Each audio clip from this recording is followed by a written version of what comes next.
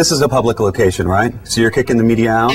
Throughout our investigation, we've shown you this video from a polling station in Broward County, Florida. You don't need to touch me. We know individual votes are private, but the voting process itself is supposed to be transparent, open for public inspection. I'll try to stop you the best I can. But here in Broward County, it's not that easy. Out here, you can do what you want. The camera cannot come through that door. That's what they're instructed to do in their training and procedure manual. But these two poll workers went one step further, blocking our camera outside of the polling station and outside their jurisdiction. Please don't touch it. They used the voter rights information boards to block our view. The manual doesn't say anything about that. All we're videotaping is what the public can see from a public perspective in a public library.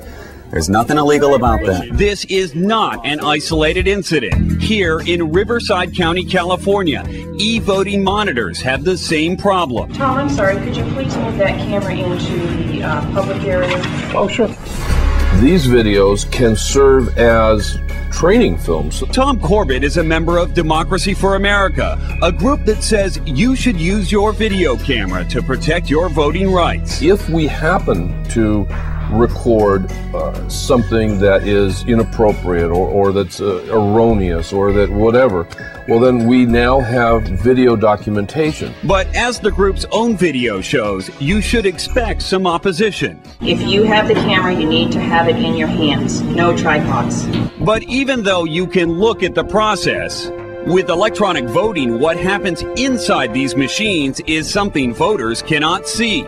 So our experts say you need to do your homework. Call your voting officials. They would love to hear from you. Ask them how your votes are being counted. If there's an error that occurs while they're voting, they should also have their cell phone with them to take a picture of it and document that failure. You can also protect yourself by doing something very basic before you step away from the machine. Make sure that you actually cast that ballot. A lot of times what happens is people go through the entire ballot, select all their candidates, and then walk away. That ballot gets voided. Also, when election workers open the polls, they're supposed to make sure there are no leftover votes on the machines, and you should ask for proof of that before you cast your ballot. There should be a tape posted on the wall. It should say 0. And it should not be a copy. It should be an original.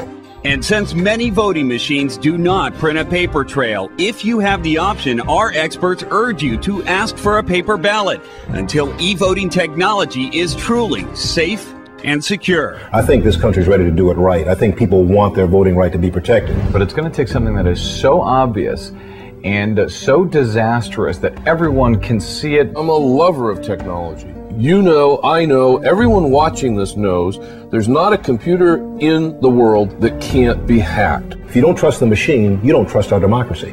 You have to make noise, and Americans need to understand this. Ain't nobody going to save this democracy for you.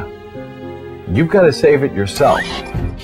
It turns out your most powerful tool might just be your cell phone. Now, you're going to have to check your local laws, but if you see something suspicious in the poll booth, we want you to take a picture and send it to us. Here's the email address. It's news@gotvnetworks.com. That's one way you can protect yourself and your rights from anyone who would hack the vote.